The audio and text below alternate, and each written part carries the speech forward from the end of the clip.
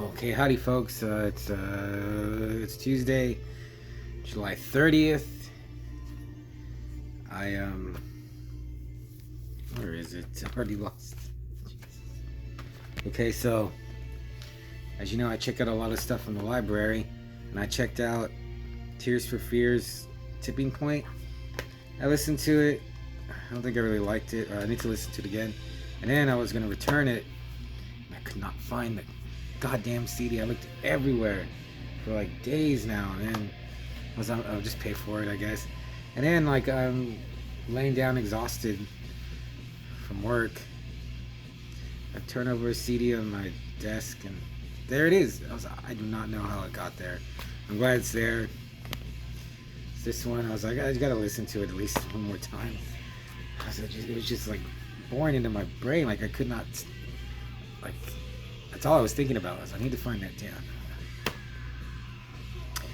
Anyway, I'm not going to review a movie. I'm going to talk about the Chronicles of Conan Volume 12.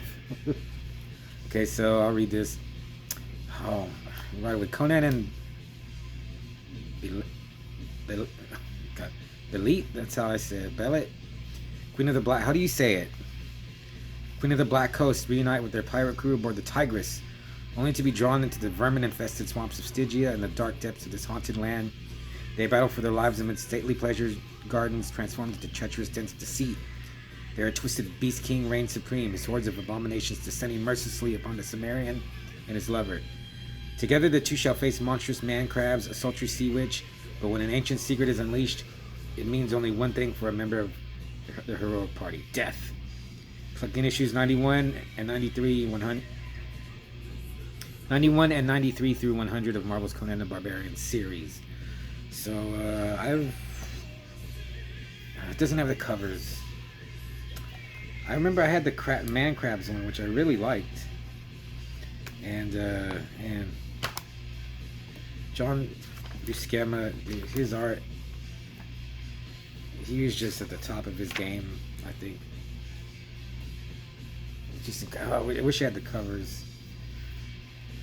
So Conan's with Elite, and she's a pirate, and she has a ship, the Tigris, and all of her corsairs, pirates, they're black. They're from the Black Kingdoms in the Conan world, which is different because when I think of pirates, I think of Johnny Depp, Blackbeard, whatever. Not like native blacks. And in the first page, there's Zula, and I have a few comics with him, and he's badass. Zula's really cool, but he leaves. Like he's here for like this first two issues, and then he leaves, which I'm glad, because Roy Thomas, the writer, he has this afterword, which is really interesting, and he says Zula left because all the pirates are going to get killed, and like everyone had to die, and he's like, I didn't want to kill Zula, so he left, which I'm very glad about. I have one, you should get it.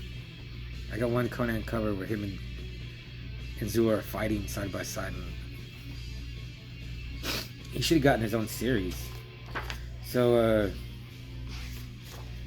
there's several stories in here, but one that was really good is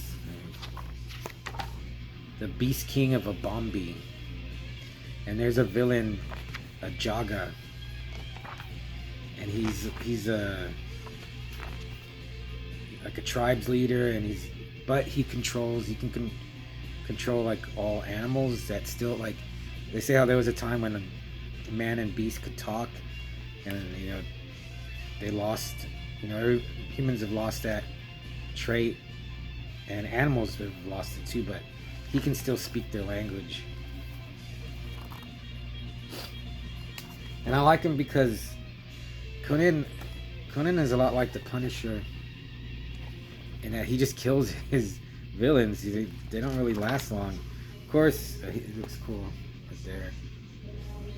I mean, of course, he's got like Thoth Amon, Kulan Goth, the Devourer of Souls, and Imhotep the Ravager. They're like supernatural. Like most humans just get killed by Conan, and he Ajaga, that's his name. Yeah, Ajaga. He captures Conan and Belit, and he's gonna sacrifice them. It was a really cool story. Like he had power, and he's a badass. Like he could fight Conan. So, last several issues too.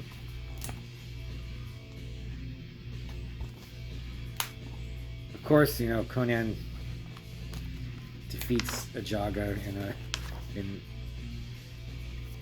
well, Ajaga does die in a very nasty, brutal way. It was really cool. And we get like a Sea Witch story, but the other one that I really, really like, that I'm thinking about buying just the issue to have it, is Death on the Black Coast, the 100th issue of Conan the Barbarian.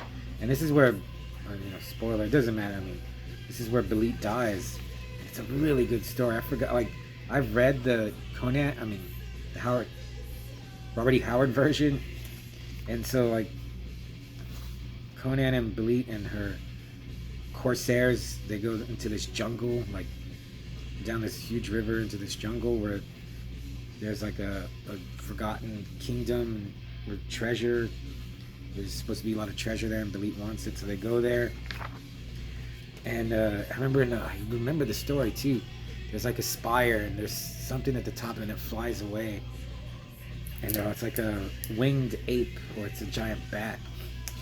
And then they tell this story about how millennia, thousands and thousands and thousands of years ago, there were these winged aliens that came to Earth.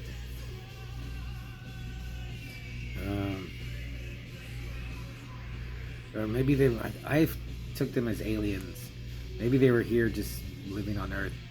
But, you know, they were an advanced society. They built huge cities, and like it said, you know, man had not even risen from the primordial seas yet.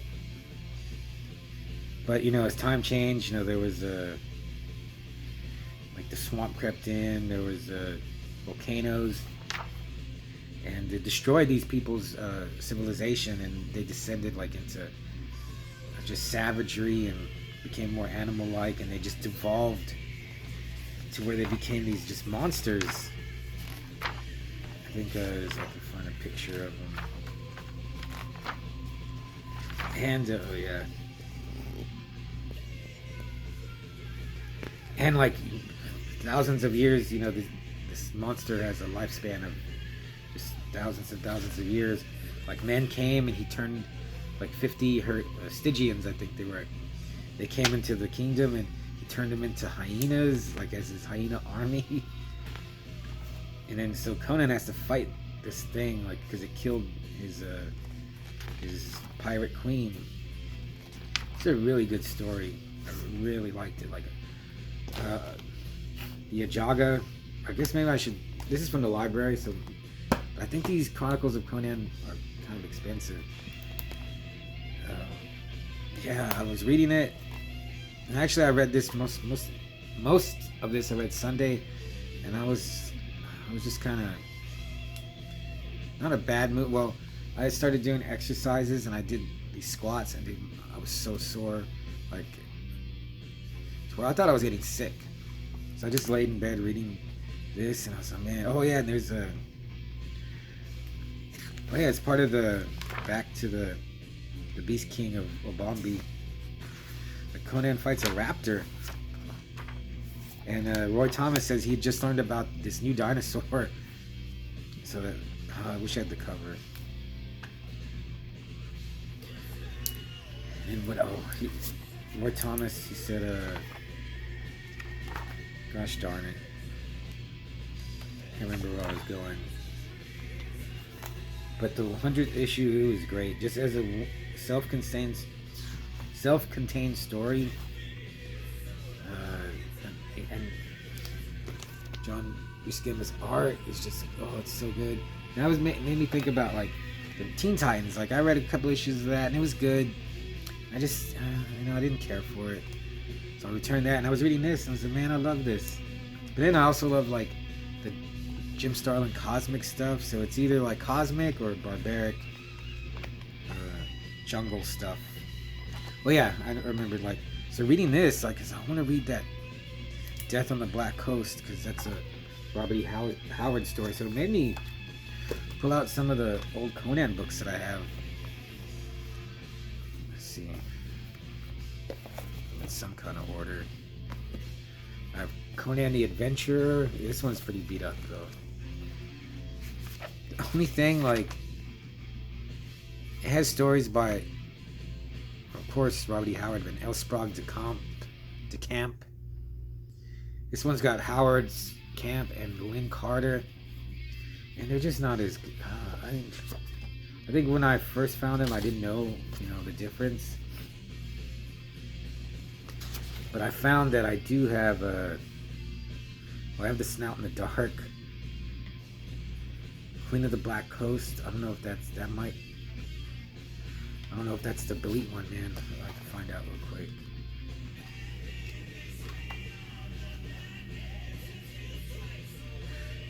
Conan returns to the Hyborian kingdoms where he serves as a condottiere in Numidia, Ophir, and finally Argos. And the last name place, a slight misunderstanding with the law impels him to take first ship outward bound. He's about 24 years old now.